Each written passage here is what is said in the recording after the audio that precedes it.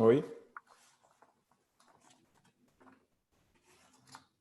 Está me ouvindo?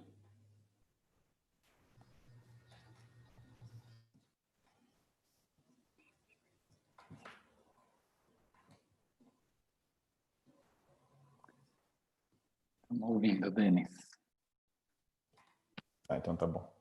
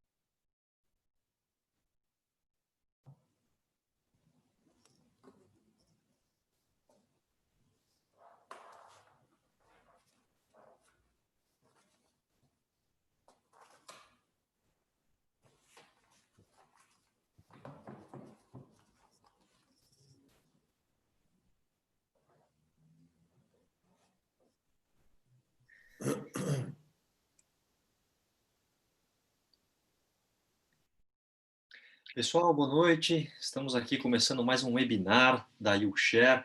Sejam todos bem-vindos. O tema de hoje é sobre a liderança na empresa familiar. E temos um convidado aqui muito especial, Denis Arroio. A gente vai aqui fazer um bate-papo, passando por várias temáticas aqui que certamente deverá interessar a vocês. A gente vai falar aqui sobre o tema da mentoria, sobre quais são as práticas de liderança, e aqui já provocando um pouco deles, né? Liderança é algo que a gente consegue aprender, né? Será que as pessoas nascem com isso já pronto, ou será que a gente consegue aprender? Daqui a pouquinho o Denis vai comentar sobre isso. A gente tem aqui também um terceiro ponto interessantíssimo, gente. O Denis tem aqui uma metodologia para a gente poder dissecar a anatomia do líder, né? Então, são temas aqui bastante interessantes que a gente deve explorar aqui nesse nosso encontro. E, claro, né, a importância da gente poder construir relacionamentos. Então, eu estou aqui apontando algumas das temáticas que a gente certamente deverá mergulhar aqui de acordo com a condução, com a discussão. Pessoal, vocês estão todos super convidados a participar com as suas perguntas, com os seus comentários. A gente tem aqui Eu estou em companhia dos meus amigos e especialistas da YouShare. Rapidamente aqui, o pessoal vai se apresentar levantando a mão, então eu vou começar com o Ralph, que eu estou vendo aqui. Ralph Estica. Boa noite. O André Passos. Boa noite, gente. Sejam bem-vindos a mais um webinar da YouShare. O Fernando Collia. E daqui a pouquinho, deixa eu ver, cadê o Najar? Opa, Najar está aqui, ótimo. Boa noite a todos. Najar, ótimo, excelente. Muito bom, pessoal. Então, deixa eu aqui trazer uma rápida apresentação, mas é claro que o Denis vai se apresentar e vai falar bastante da trajetória, da sua própria experiência, como um reflexo de tudo isso que ele tem praticado, levando para muitas pessoas, né, as chaves e as alavancas, né, para que essas pessoas possam se desenvolver enquanto líderes, compondo equipe, fazendo acontecer, né? Então, o Denis, eu conheço o Denis já há bastante tempo, o conheci do outro lado da mesa, como um cliente nosso da consultoria, em empresas diferentes. A gente não vai falar de tempo aqui, Denis, para não denunciar muita idade, né? Melhor. Na verdade, somos todos novinhos, né? E o pessoal vai começar a achar que eu comecei quando criança a trabalhar, né? Mas, tirando essa questão da linha temporal, eu tenho aqui o privilégio de ter interagido e continuarmos agora como sócios na consultoria, na Marquestrat. Acho que você tem até essa questão que poderá também ser aqui trabalhada, que assim, puxa, toda a mudança, né, da sua vida enquanto executivo, né, e migrando para a consultoria, da sua vida enquanto executivo, trabalhando em multinacionais e também em empresas de dono, né, empresas de controle familiar. Então, Denis, já começo aqui agradecendo o seu pronto aceite em estar aqui com a gente para esse nosso bate-papo. Por favor, fique à vontade para você se apresentar e colocar suas considerações iniciais para que a gente possa aqui fazer esse nosso bate-papo. Legal, Fábio. Vocês estão me ouvindo bem? Sim. Então tá bom. Prazer estar aqui com vocês, participando aqui da YouShare, que eu já acompanho há algum tempo, talvez desde o início aí, né, dos fundadores. Com certeza eu tive numa atividade de desenvolvimento de sucessores, né, numa empresa que eu estava trabalhando com o Fábio, o Collia e também o Najar participou. E para mim, assim, é super importante estar trazendo esse tema de liderança, né, relacionado com a empresa familiar e também da mentoria. Para falar um pouco de mim, né, meu nome é Denis Arroio Alves, eu tenho formação em zootecnia, e eu gosto de falar isso sempre, que eu já fui um zootecnista, né, meus colegas são muito mais evoluídos que eu nisso hoje, que continuam praticantes. E eu, na minha carreira, me apaixonei por um bichinho um pouquinho mais complexo de lidar, que é gente, né? E me descobri nas funções de liderança e desenvolvimento de pessoas, que é o que eu gosto muito de fazer, desenvolver equipes de alta performance e de alguma forma, estar sempre ajudando no desenvolvimento humano, profissional, às vezes até pessoal, com alguns projetos que eu e minha esposa temos aqui na nossa cidade. Moro hoje em Lençóis Paulista, centro de São Paulo, para quem não conhece. Já tive vivências, como o Fábio falou, em empresa multinacional e empresa familiar, empresa de dono, né? Eu comecei numa empresa de dono, com o estágio obrigatório da faculdade, fiquei por lá, uma empresa de Campo Grande, de nutrição animal. Depois eu fui para uma multinacional francesa de nutrição animal e fiquei 10 anos numa multinacional, então... Na verdade, eu desenvolvi minha carreira inicial. Minha primeira fase, né, de carreira foi em multinacional.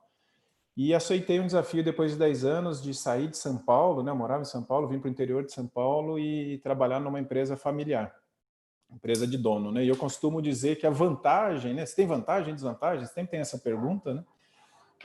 Eu acho que a vantagem de uma empresa familiar é que você está sempre em contato com o dono.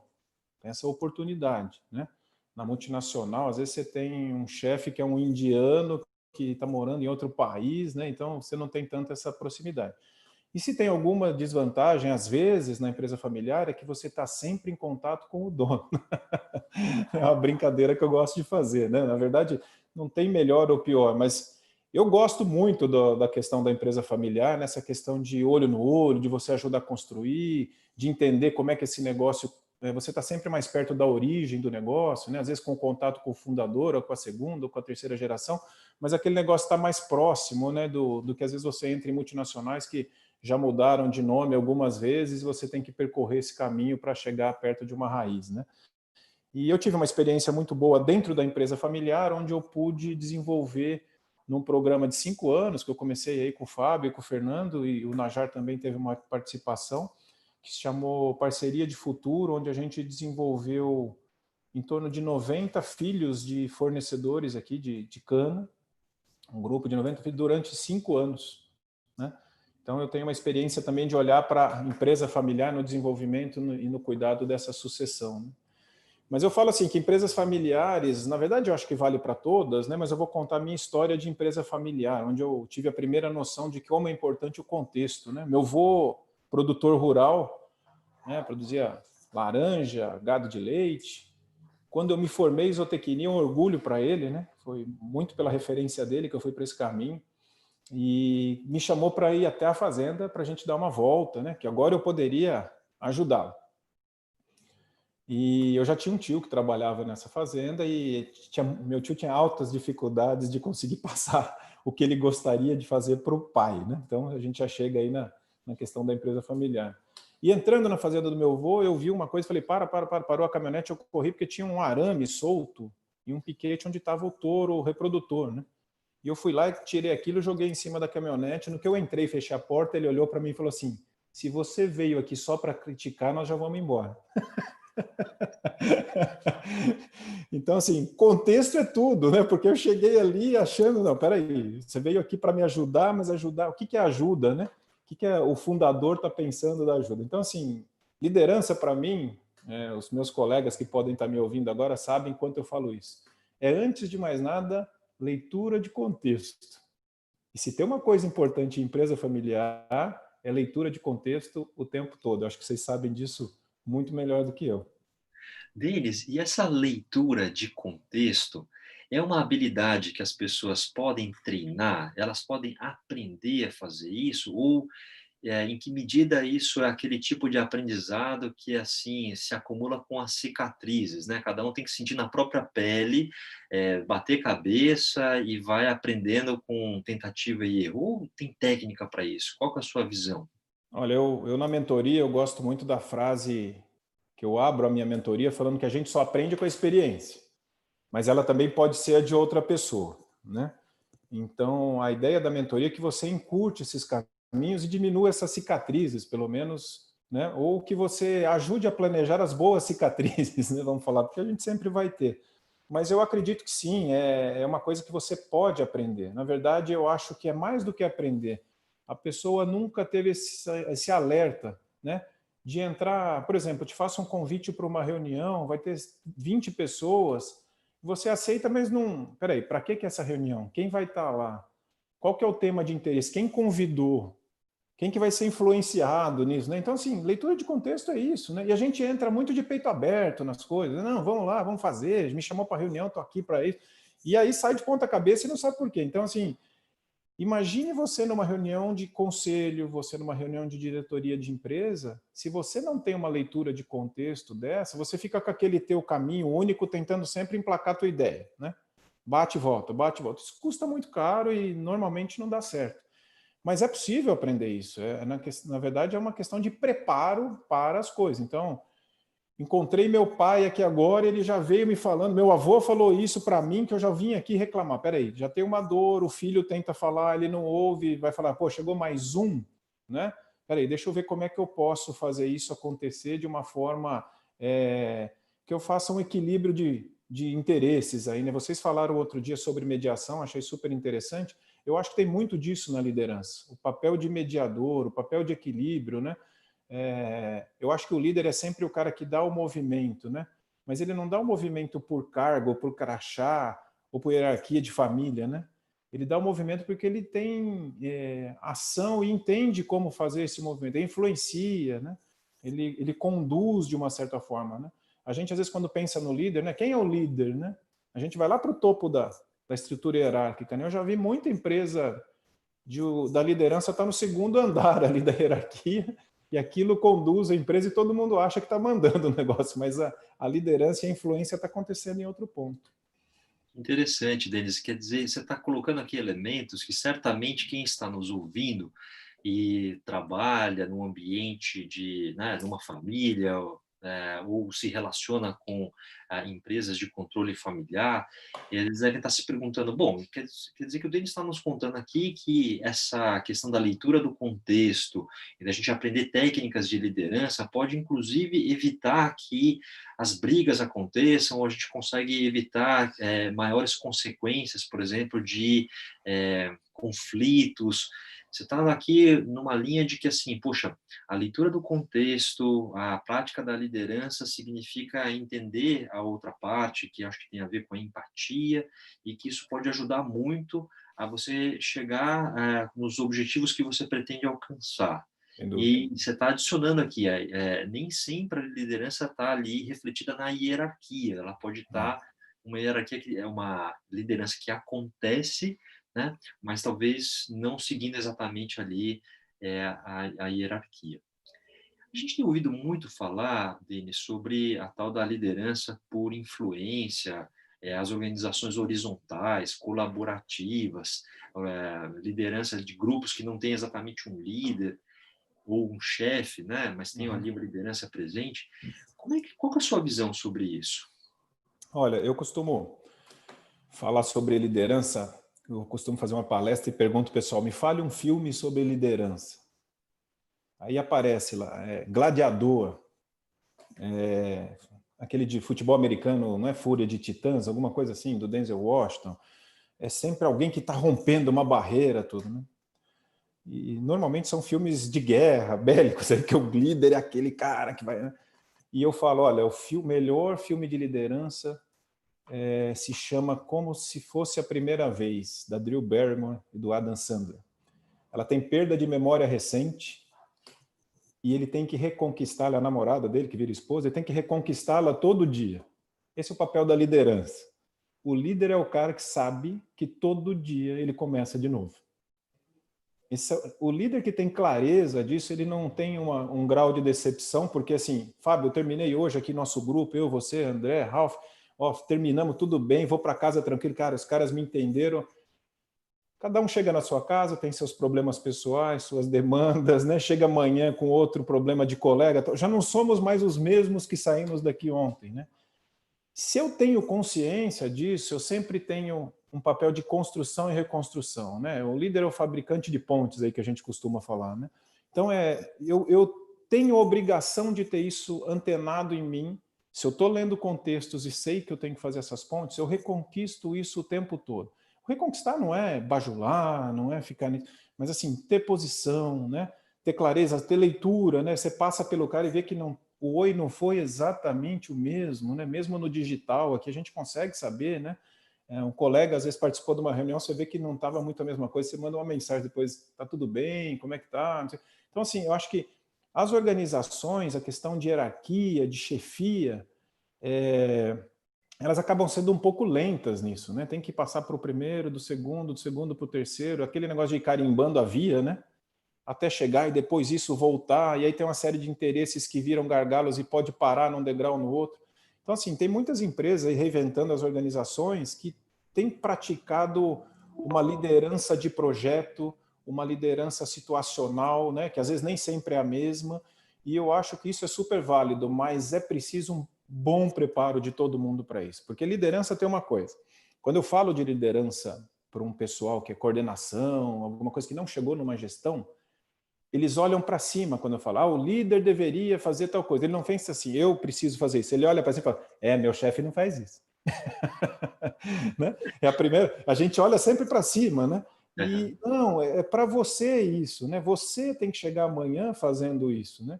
Então eu acho que a liderança, às vezes o pessoal fala assim, não, eu queria ter um chefe que fosse bonzinho, ele me orientasse, ele me trouxesse coisa para ler, para me evoluir. Não, nós temos uma relação de trabalho, você tem uma entrega para fazer, eu vou facilitar o seu caminho, mas tem muito que é seu nessa questão do relacionamento com o líder, né? Denis, e assim, existem diferentes estilos de liderança. A gente, por exemplo, outro dia a gente estava falando ali numa live, né? Eu e o Fernando falando sobre como a família bagunça o processo de tomada de decisão, né? E a gente falou um pouco de perfis de pessoas. A Júlia Titoto, que está nos assistindo aqui também, ela é fã, gosta muito, já contribuiu aqui com a gente e vai retornar aí numa próxima live com a gente. E os perfis de líderes? Quais são? O que a gente consegue aprender? Qual que é a importância da gente se conhecer como líder? É, quanto isso ajuda? Quanto isso, de repente, são estereótipos? Compartilha um pouquinho com a gente aqui, Denis. Eu vou do lado dos estereótipos, eu vou te falar. Eu acho que a gente tem uma tendência sempre para facilitar de agrupar em algumas caixas. Óbvio que fica mais fácil, quando a gente fala de multidões, a gente trabalhar isso, né? Mas se você fizer uma ferramenta de avaliação pessoal que você conhece bem, aí, profissional, um assessment, e tentar agrupar por assessment, vai ser difícil você juntar 2, 3 líderes numa caixinha, aí, porque são perfis muito diferentes, principalmente nos seus motivadores de descarrilhamento, né, que não é aquilo que você é, mas o que você se torna, às vezes, numa situação de estresse, né, os que têm visão multidimensional, os que não têm visão multidimensional. Então, assim, eu acho que o estilo de liderança, ele não é tão homogêneo para algumas categorias. Eu não consigo ver assim. O que eu vejo é assim, tem vivências, então existe o pipeline de liderança. Você foi gestor de si mesmo, agora você tem uma equipe de 2 pessoas, você daqui a pouco tem uma equipe de 3 coordenadores, aí você vai subindo nisso. Quando a gente fala de empresa familiar, isso é uma coisa que às vezes me chama a atenção. O fundador, o criador, ele sai do líder de si mesmo para líder mais alto desse pipeline, sem ter passado por essas vivências e crescimento.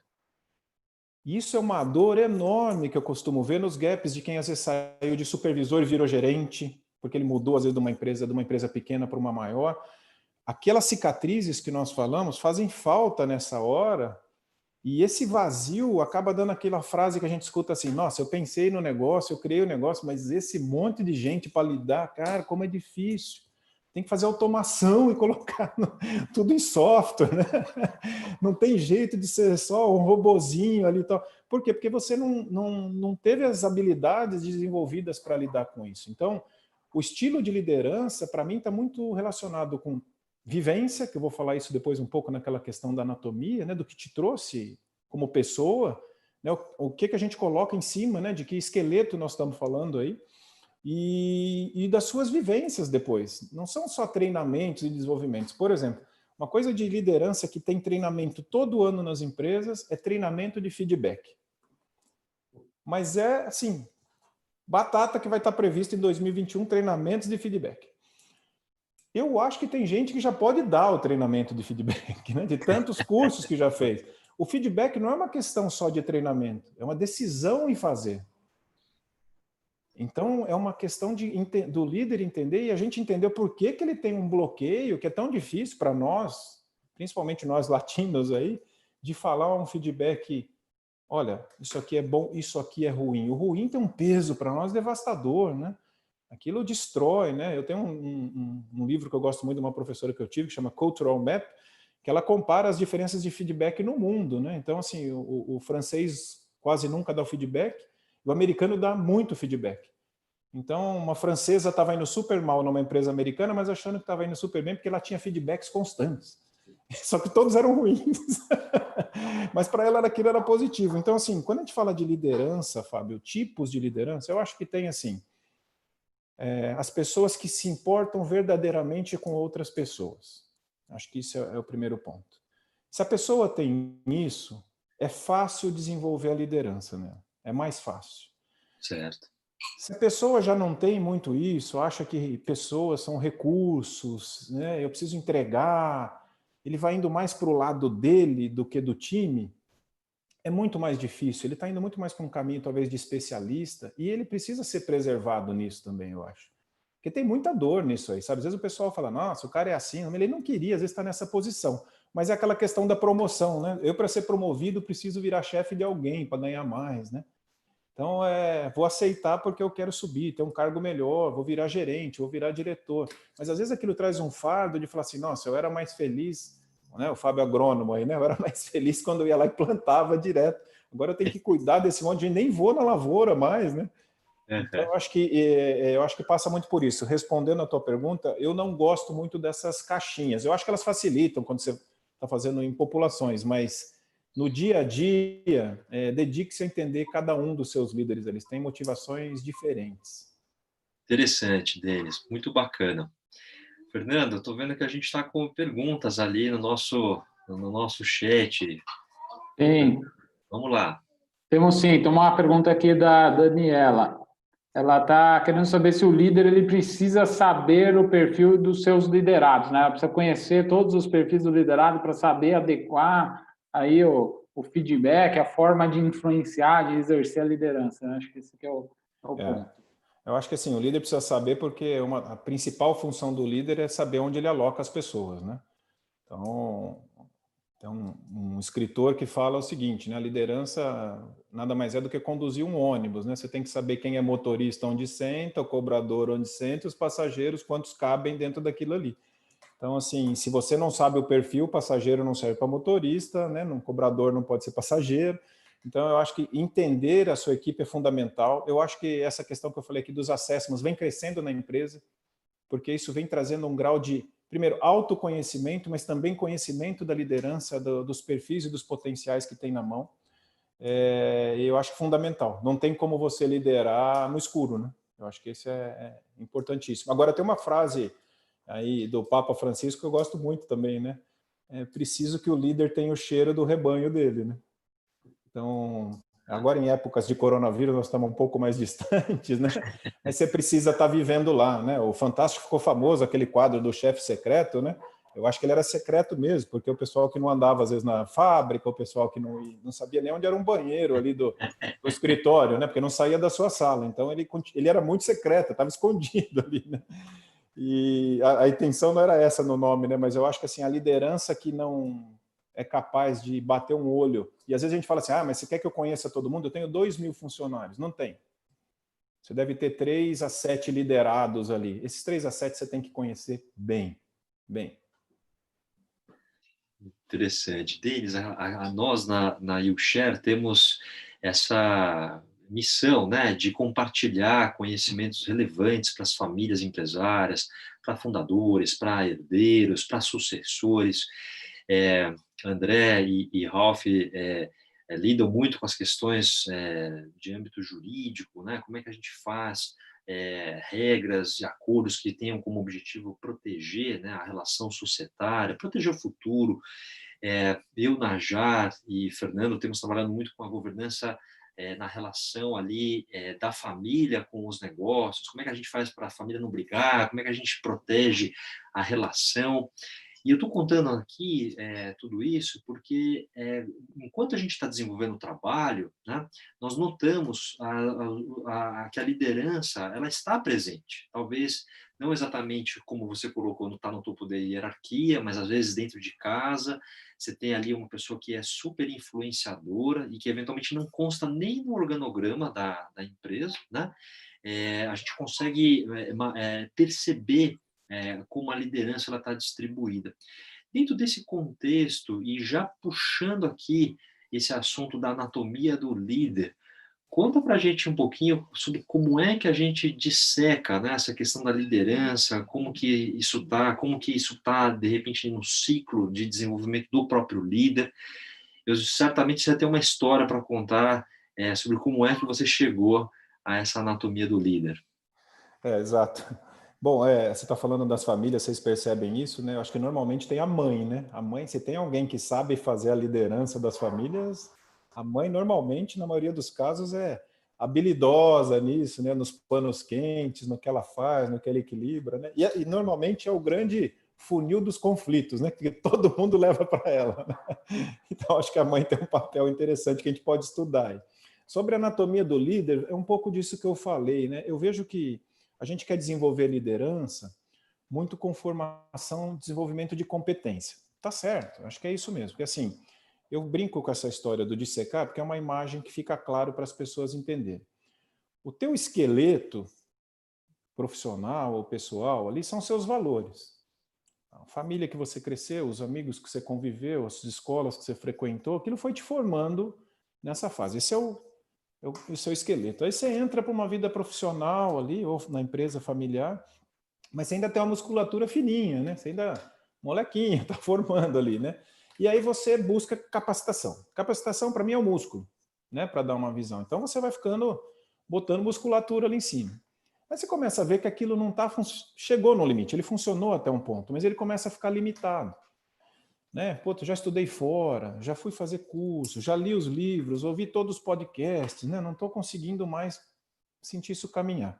E aí, na minha visão, são 3 sistemas que a gente acaba não trabalhando. Então, o primeiro deles, que eu costumo dizer, é o sistema sanguíneo, o que corre nas suas veias, né? Saber o que corre nas suas veias, que é o autoconhecimento aí. Então, acho que isso vem melhorando muito nos últimos anos, né? Eu acho que teve essa questão dos assessments, dos coaches, né? Eu acho que tudo isso foi para cima. A gente traz muito essa questão do autoconhecimento, né? Começou ali com a inteligência emocional, né? Naquele, sei lá quantos anos atrás, aí, acho que talvez quando eu conheci o Fábio, há bastante tempo, mas veio crescendo isso como o autoconhecimento. Eu acho que hoje a gente trata isso muito melhor, né? Hoje você falar que vai num psicólogo, ninguém mais muda de mesa, né? Já começa a ter algumas coisas assim que todo mundo aceita, né? Antigamente, se falasse um negócio desse, ia parar no RH já para ver se o cara tem que continuar ou não. Nós estamos com um louco aqui dentro, que ele vai em psicólogo, né? Então, acho que assim, todo mundo buscou um pouco de desenvolvimento nisso, até porque nós aceleramos demais e precisamos um pouco mais de estruturação. Então, eu acho que isso hoje é uma coisa que já completa um pouco mais. Mas aí tem 2 sistemas que eu acho que a gente renega totalmente, assim, né? Primeiro que eu falo é o frio na barriga, né? O gut feelings, né? Que você está no sistema digestivo ali, que é a intuição, né? A intuição é a inteligência não racional, né? Acho que a gente tem milhões de anos impregnados de intuição em DNA nosso e a gente escuta muito pouco isso, né? Aquela vozinha que vai te falando, ó, você vai mesmo, né? Você vai falar isso aí, cara? Você tem certeza que você vai falar, né? E a intuição tem que ser trabalhada, porque senão ela começa a virar uma autossabotagem também, né? Então você tem que saber equilibrar muito isso, mas a intuição ela traz sempre um conhecimento, e aí eu vou puxar para o meu lado zootecnista, né? A gente foi muito preparado a lidar com os perigos, né? A intuição é aquele primeiro que te chama a atenção, que você fala, opa, vai acontecer alguma coisa, né? Aí descarrega a adrenalina, vamos lá, né? Estou preparado para ir para a luta aqui, né? Então, se você não dá ouvido para esses sinais, tem muita leitura que a gente faz, e que hoje eu acho que eu falei disso outro dia, até numa live aí, as reuniões, como nós estamos fazendo por Zoom, por qualquer ferramenta dessa, a gente perde uma parte dessa leitura corporal, física, emocional, de que a gente usa essa inteligência. Então, esse ponto para mim seria importante.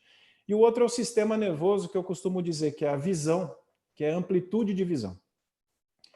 A gente tem uma questão de especializar, né? Então, assim, eu sou hoje empresário de fábrica de parafuso. Eu só leio assunto de parafuso, eu só vou em feira de parafuso e eu só participo de congressos de parafuso. E só me relaciono com o pessoal de parafuso, porque eu estou na associação dos produtores de parafuso. Né? Então, quando surge um problema novo, como é que eu resolvo? Como todos os outros, né? Todos os outros de parafuso. Quando você abre isso, então fala assim, cara, eu vou visitar uma fábrica, sei lá, uma produção de orquídea no centro de São Paulo, que o cara tem um viveiro que ele multiplica, não sei o quê. É mudar a visão do negócio para a visão de negócio. Eu não vou lá aprender a fazer orquídea, mas como é que esse cara lida com os negócios dele? Tem alguma coisa ali que serve para mim? Eu acho que isso é super fundamental. E quando você faz isso, você não volta mais da mesma forma, né? Eu gosto muito dessas metáforas, né? É você que sempre andou de ônibus, um dia vai de avião fazer uma viagem. Nunca mais você quer pegar aquele ônibus. Mas você antes não sentia falta disso, você não conhecia, agora que você conhece, nunca mais. E aí você vai viajando de avião e um dia você ganha um upgrade lá, porque você não ganhou o suficiente para comprar a primeira classe, mas eles estão com o avião meio cheio e te levam lá, já que você viaja bastante como consultor, né? Eles te levam lá para a primeira classe, uma classe executiva. Viajava, né? Viajava. Vamos todos perder nossos pontos agora. E eles te levam para a classe executiva. Cara, para você voltar na próxima, na econômica, é um sofrimento, né? Então, assim, por quê? Porque você experimentou. Então, eu acho que o líder, o empresário, ele precisa ganhar amplitude de visão, ele precisa estar em outros círculos, né? Eu gosto de fazer eu tenho uma ferramenta na mentoria que eu faço um mapeamento do networking, né? Eu peço para a pessoa me falar em 3 blocos, né? Com quem você se relaciona, pensando no operacional, no pessoal e visão de futuro. O que costuma aparecer? Primeiro, pouca gente. Quando você pede isso de bate-pronto. Não, me fala o que vem na tua cabeça e escreve aí. Pouca gente. Baixa frequência de relacionamento, né? O que está mais concentrado sempre está no operacional. Eu acho normal, mas não para quem está em cargos de alta liderança. O operacional vai ficando para o seu pessoal operacional. Você tem que ir distanciando disso um pouco. E aí eu costumo dizer, o cardápio é curto, né? É um cardápio restrito, arroz, feijão e ovo, né? É pouco, né? Não muito servido. E aí você fala assim, não, mas eu preciso desenhar uma estratégia futura. Como? Né? Eu acho que isso faz muita falta. Então, a amplitude de visão que eu chamo a atenção no sistema nervoso, nessa dissecação, é isso. Mas o sistema nervoso tem uma coisa fundamental no líder, que é a ação. Né? Porque tudo isso formado, eu já vi muitas pessoas que passam aí nos assessments, tudo muito bem em tudo, mas não age, não executa. E vocês sabem bem que a melhor estratégia é aquela que se executa, né? E o líder tem que ser o cara preparado para executar, para fazer, né? Ah, mas eu vou ter que ir lá, eu vou ter o frio na barriga, eu não estou preparado. Então vamos preparar, mas tem que ir. De novo eu vou voltar. Não adianta mais fazer treinamento de feedback. Faça o feedback. Vá aprender, você vai errar, mas você vai melhorar. Claro, claro. É muito interessante essa analogia, né, da anatomia, porque a gente, né, cada um de nós passou ali, pelo menos no colégio a gente viu, né, a questão dos sistemas e como você vai sobrepondo e fazendo essa relação com como a gente aqui pode se autoconhecer melhor para a gente poder se desenvolver. É um paralelo muito interessante. Eu tenho aqui, estou observando que a gente tem várias perguntas e a gente quer aqui dar a oportunidade de você poder comentá-las. Deixa eu aqui passar para o Fernando pilotar essas nossas questões. Vamos lá, Fernando. Ô, Denis, se meu pai tivesse vendo a live, se ele estiver vendo a live, ele deu risada, que ele tinha uma empresa de parafuso, né? Eu seria a 4ª geração. Mas você já foi para outras visões, né, Fernando? E eu já fui em reunião de parafuseiro também, viu? Aí, tá vendo? Eu não sabia. Mas, ó, temos 4 perguntas. Eu vou começar a primeira que chegou pelo WhatsApp, aqui a Maiara, lá em Sinop, Mato Grosso, mandou uma pergunta. Opa. Ela quer entender aqui quantas pessoas, né, um líder consegue exercer a liderança, né? Então, pensando na liderança direta, né? Lógico, você pega uma organização com 10 mil funcionários, o cara que é o líder máximo, ele não vai liderar os 10 mil, né? Mas acho que essa visão, e eu já vou conectar, pedir para você responder as duas, e a próxima é a da Mariana, que ela quer entender até que ponto o líder deve se relacionar também mais no aspecto pessoal com os seus liderados, né? Ter aquele envolvimento pessoal e talvez, além do happy hour, ir no aniversário do filho e se isso atrapalha ou não a exercer o papel de líder, né? Legal. Bom, o número de liderados tem diversas teorias aí, né? De 3 a 7, né? Tem alguns números assim meio cabalísticos aí até desse negócio, né? Mas eu costumo dizer que biologia não é matemática, né? Então, assim, a gente lidar com pessoas, com psicologia, com tudo, depende do tamanho dos esforços. Mas eu acho assim, um líder que tiver muito claro qual que é o papel dele, que ele não precisa ele executar, que ele não precisa ele... Qual é o papel dele, qual que é o do liderado, ele consegue ter um múltiplo maior de pessoas para comandar. Se ele for muito próximo, ele vai ficando cada vez mais fácil de ter um time maior.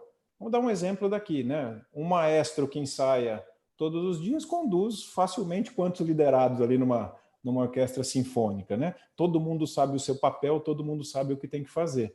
Agora, cuidar dessas pessoas é mais difícil quando você tem um número grande. Então, assim, é importante que você saiba se ele tem filho, se ele está casado, se ele está com problema. Para quê? Não para mapear, para fazer, mas para você suportar isso. Porque o funcionário que chegar para mim e falar assim, olha, fique tranquilo, porque eu tenho uma chavinha aqui que é a minha vida pessoal, a hora que eu entro na empresa eu viro e acabou. Fuja desse cara, porque Tem um problema sério, né? Porque eu não consigo, não dá para separar, né? O cara tem dupla personalidade, no mínimo, né? Então, assim, eu acho que o cuidar das pessoas, exatamente, o cuidar das pessoas é mais difícil no liderar. Então, quando você começa a ter um time muito grande, eu acho assim, eu já fui até 7 a 8, 9 pessoas aí. Mais que isso, eu acho que começa a ficar bastante difícil. Mas o número que o mercado costuma falar é em torno de até 7. Agora, a segunda pergunta que você falou foi de envolvimento pessoal, né? Pessoal, isso. Eu acho assim, você tem, meu jeito de fazer, você tem que ter um relacionamento, como eu disse, proximidade com as pessoas, né? Participar de algumas coisas, mas você sabe que os seus limites são outros. Assim como ele não separa a chavinha dele para entrar na empresa, quando você sair, você está sempre vestido de líder ali no final. Principalmente se der algum problema, vão lembrar disso mais rápido. Então, assim, vamos sair para beber todo mundo, vamos fazer um happy hour? Vamos, mas eu tenho um tempo que eu fico... Né, eu tinha um funcionário que dizia isso para mim, Denis, você fala o seguinte, que quanto mais sobe na carreira, mais sozinho você vai ficando. Mas você participa de tudo com a gente, né? Eu falei, do tempo que eu gostaria ou não? Né? Na profundidade que eu acharia que eu faria como pessoa ou não? Você não sabe dizer isso. Por quê? Porque você tem, no fim, um papel a zelar ali. Falando de empresa familiar, se você olhar pai, mãe, tudo, cada um tem ali a sua definição e entregas para fazer. Vou no aniversário do filho. Cara, se você for em um, você tem que ir em todos. Né? É muito difícil isso, porque começa a ter preferência. Aí você foi no de um, e aquele bendito é o cara que vai ser promovido.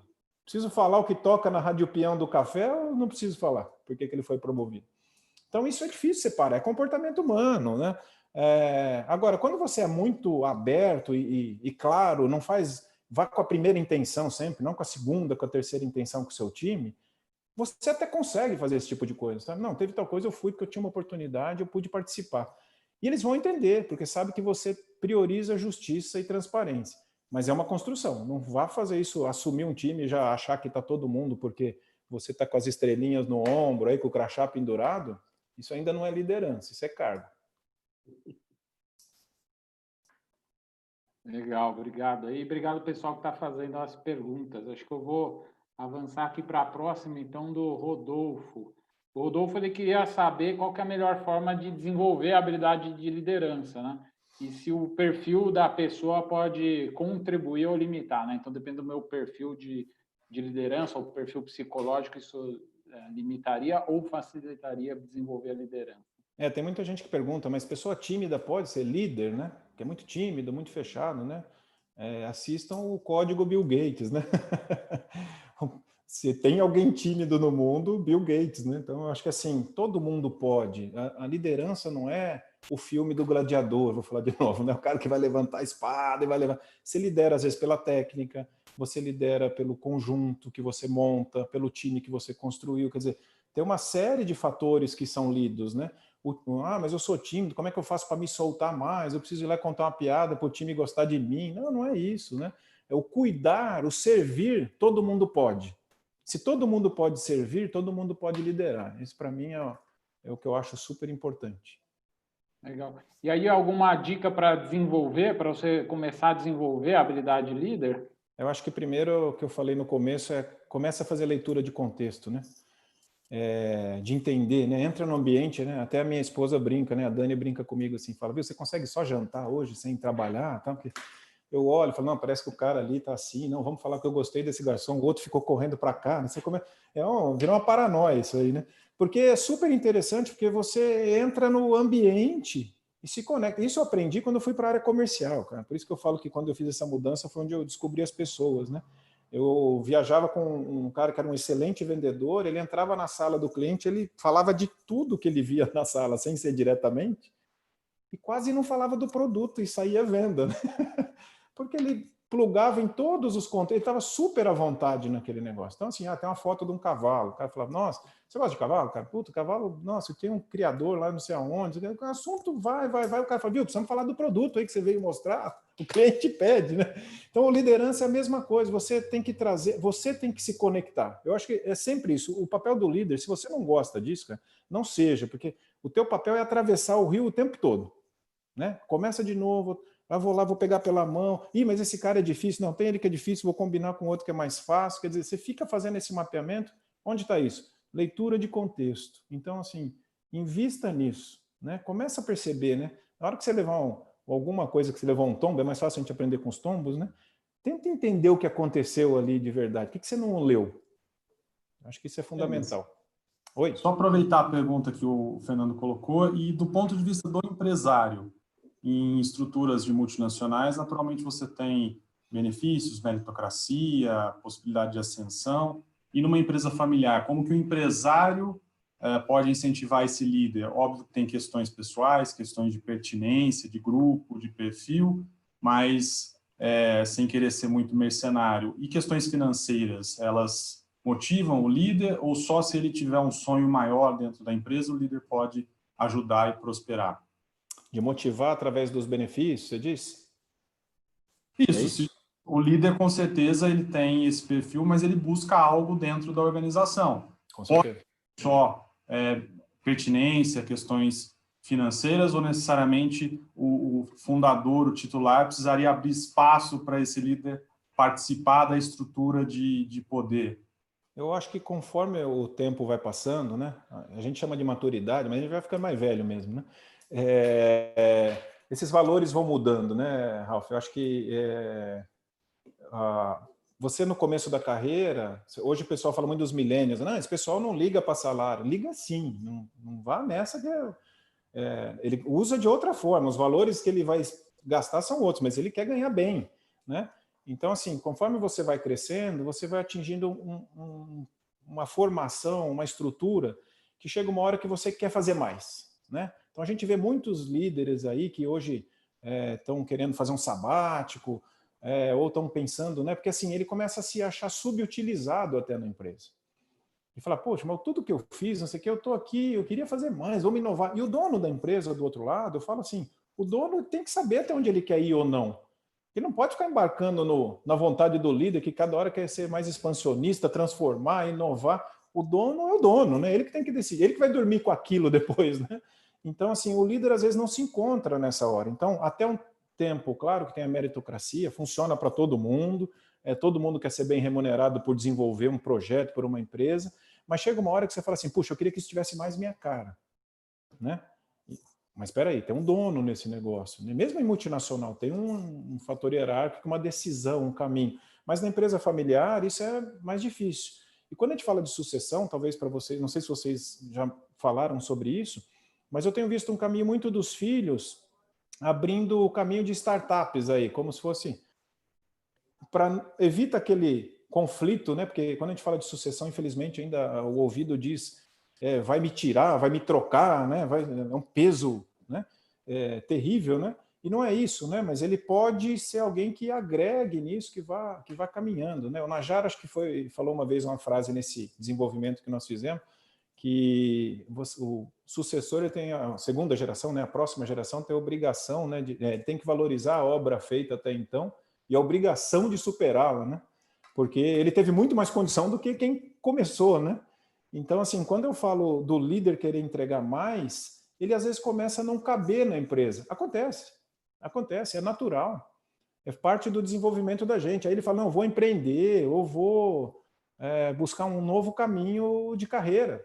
Tem muita gente discutindo isso hoje em dia. E eu acho que nós vamos encontrar mais isso com os tempos que nós estamos ficando de vida, de tempo de trabalho, tudo. Então, eu acho que é uma tendência do empreendedorismo dessa faixa de quem já passou de 25, 30 anos de executivo, eu me vejo bastante nisso que eu estou te falando, de começar a buscar outros caminhos de contribuição. Porque aquilo começa a não te fazer... A tua realização começa a pesar. E aí o dinheiro começa a entrar nessa balança diferente, sabe?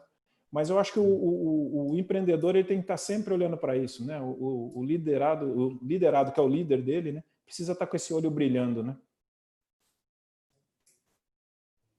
Legal, muito bom. Tem mais pergunta aqui.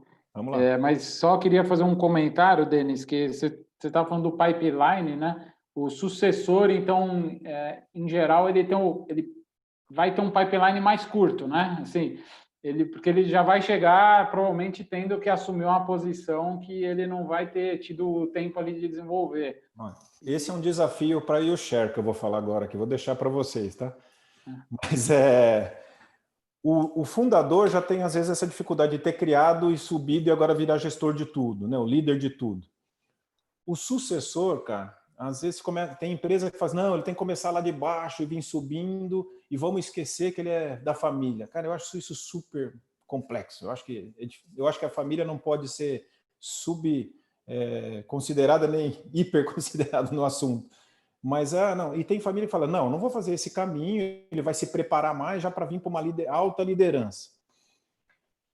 Eu acho que liderança é vivência. Se você vai fazer isso, pelo menos ele precisa ter um mentor. E normalmente não dá para ser o pai. Porque o mentor ele tem um papel de você levar coisas que você não leva nem para o seu melhor amigo, cara. Sabe aquele negócio de você falar assim, cara, tem um negócio aqui, isso eu não falei para minha esposa, não vou, meu chefe eu adoro ele, a gente dá super, mas não vou levar para ele. O mentor tem que ser aquele cara que você fala assim, cara, isso aqui está me incomodando demais, o que é que eu faço? E eu acho que isso falta.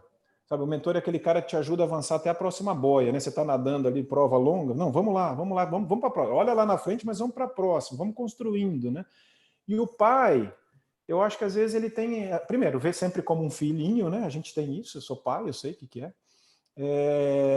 E quando esse filhinho de uma hora para outra, que é a chave do escritório, fala, peraí, meu amigo, você chegou agora, você nem passou o que eu passei, né? Então cria esse desconforto. E o pipeline do sucessor ele é super difícil. O desenvolvimento ele é muito difícil.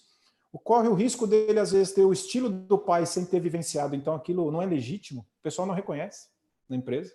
Fala, ele é igualzinho o doutor tal, só que assim, ele não passou aqui.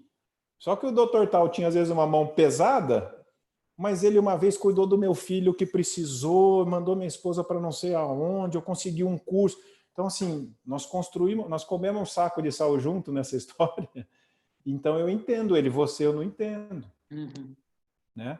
Então, isso eu acho que é super relevante quando a gente fala de... Porque as sucessões, na verdade, né, são sucessões de relações, né, certo? Às vezes a gente acha que vai suceder CNPJ, CPF, mas são relacionamentos que a gente vai... Então, assim, como é que eu encurto para construir um relacionamento? Vou ter que viver os 60 anos que meu pai viveu? Não. Acho que aí é andar para trás. Mas eu acho que você tem que ter clareza de que tem que construir esse caminho. Peraí, como é que eu entendo melhor por que um gestor faz aquilo? Eu não vivenciei isso, deixa eu entender. Se quando eu trago um equipamento novo, vou pegar a fábrica do seu pai lá, uma fábrica de parafuso, eu trouxe um equipamento novo, eu vou lá entender, porque eu não vou entender as funções que eu não conheço também. Eu acho que isso no sucessor é importante. Ele não precisa ser o supervisor, coordenador, gerente, para demorar, para ter um tempo. Pode ser, tem empresa que decide por isso. Mas se ele não for fazer isso, no mínimo ele tenha, arregace as mangas e vai lá entender um pouquinho isso. Vai vivenciar um pouco isso. Não sei se o Fábio vai falar alguma coisa. Não, super bacana aqui, Denis. O papo tá excelente aqui, pena que a gente vai ter aí mais 10 minutinhos e a gente tem perguntas ótimas aqui. Eu quero agradecer a todos aí pelas participações, em nome da Elza, do Marquinhos aqui, que estão nos prestigiando, e são justamente deles as duas perguntas que eu vou te fazer, né? Acho que a primeira que a Elza colocou é assim, tem alguma diferença entre o líder de uma empresa familiar de um líder de uma empresa não familiar, né? Acho que você conseguiu já falar um pouquinho sobre a questão do sucessor, do preparo dele, mas assim, e o líder, né? Tem diferença? E o Marquinhos está colocando aqui, bom, e qual que é o papel do líder, né, para administrar o novo normal? A gente está falando muito desse novo normal, né? Como é que a gente vai aqui lidar com toda essa consequência, né, frente a essa pandemia de Covid-19, a gente está tendo ali que se reinventar, que trabalha em isolamento ou distanciamento. Qual que é o papel desse líder agora? Não sei se seria juntar os cacos ou, enfim, qual que é o papel do líder nesse pós-pandemia? Legal. Bom, sobre a diferença entre não familiar e familiar, eu acho que tem uma coisa importante. Como a gente está sempre com o dono, como eu falei no começo, né, a vantagem, a empresa familiar você precisa entender, todo mundo deve conhecer a história, aquelas tartarugas em cima das árvores, né? Acho que isso é importantíssimo, a gente não pode desconsiderar. Elas existem, estão ali porque alguém colocou, porque ela não sobe, mas eu preciso entender, porque se eu chegar lá como líder e falar, isso aqui, ó, eu, por exemplo, fiz uma migração de multinacional para empresa familiar. Eu saí de diretor para uma empresa, para uma posição de gerência. Se eu chego do mesmo jeito que eu estava na outra empresa, eu não tinha feito 6 meses na empresa familiar, tenho certeza absoluta disso. Então, assim, bonezinho na mão, né? Sim, senhor, não, senhor. Vamos entender equilíbrio de força. Já me apresentaram a hierarquia, ótimo, mas deixa eu ver como é que ela roda de verdade. Essa caixinha que está aqui embaixo, está aqui em cima. Então, assim, entender isso e depois entender por que as coisas existem, né? E eu acho que às vezes na multinacional a gente pica tanto, trocou, um comprou, outro vendeu, tá? Você não tem tantas tartarugas em cima da árvore. Na familiar tem. Faz parte da história do que a gente constrói. Nossa família tem várias, né? Então por que eu não vou ter numa empresa? E eu acho que assim é importante que o líder faça esse entendimento. Cheguei aqui, estou vendo uma área desse tamanho, putz, não tem nada a ver com a empresa. Pô, mas é um gosto do dono, que aquilo foi uma coisa que ele desenvolveu, que ele aprendeu, ele trouxe de fora. Tá, como é que eu cuido disso? Como é que eu influencio depois para a gente avançar sobre isso? Mas eu acho que é esse ponto. Sobre o líder do novo normal, bom, essa é uma coisa que, assim, quem já liderava bem antes disso, vai continuar fazendo. O problema é que o novo normal, ou o novo momento que nós estamos passando, expôs mais a liderança. Porque hoje liderar à distância é muito mais difícil. Porque para quem não criou proximidade, criar proximidade hoje através da tela é muito mais complexo. Então, assim, quem vinha fazendo esse trabalho hoje está fazendo com um pouco mais de tranquilidade, né? Como eu falei, você não precisa ir lá controlar toda hora. Tá mais difícil até para cuidar, talvez, das pessoas, saber como é que tá, ver que os horários são distintos, né? Daqui a pouco entra uma criança aqui, o filho, né? Vou ter que entender, não dá para o cara, né? Toca a buzina do carro, o vizinho começa a fazer um barulho com furadeiro. Todo mundo hoje está entendendo isso. Mas o jeito de relacionar deveria ter sido construído sempre. Agora eu vou entrar no momento que estamos, antes de ir para o novo normal. Como é que eu começo a construir? Eu preciso ver se está todo mundo online, que senão não tem ninguém trabalhando, né? Cara, você está perdendo ainda mais a mão do seu time, né? Então eu acho que assim, o novo normal, qual que ele seja, vai continuar na tendência do que a gente já via. Pessoas. Cuidar de pessoas, desenvolver pessoas. Tem inteligência artificial, né? Eu gosto mais do nome inteligência aumentada, né? Ela vai demandar mais relacionamentos, mais inteligência nos relacionamentos, na construção. Estamos falando de empresas compartilhadas, cooperadas, né? Deve crescer essa economia colaborativa, mais baseada em pessoas, em relacionamentos, né? Em troca. As sucessões estão aí, né? O sucessor não vai ser um robozinho, né? Vai ser uma pessoa que vai lidar com outras pessoas. Então, assim, as habilidades de liderança vão ser cada vez mais importantes. Agora, o que está acontecendo nesse momento? Todos nós estamos extremamente impactados, né? O cuidado emocional é super importante. Então, assim, como é que você está? Vamos lá, está conseguindo fazer? Não está? Você precisa me expor. Se tiver com dificuldade, como é que eu faço? A pessoa vai reagir mal, porque está todo mundo hoje pressionado, às vezes com uma doença na família, né? Pode estar com alguém com Covid ou outro tipo de problema.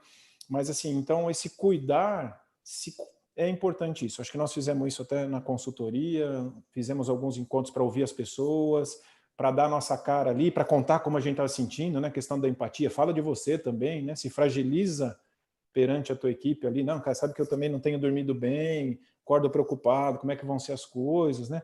A gente achava que tinha controle, a gente tem menos. Quando você vai fazendo esse tipo de coisa, você vai conectando. Eu acho que construir conexões é a base de tudo que a gente faz. B2B ou B2C termina no P2P, pessoas para pessoas. Legal.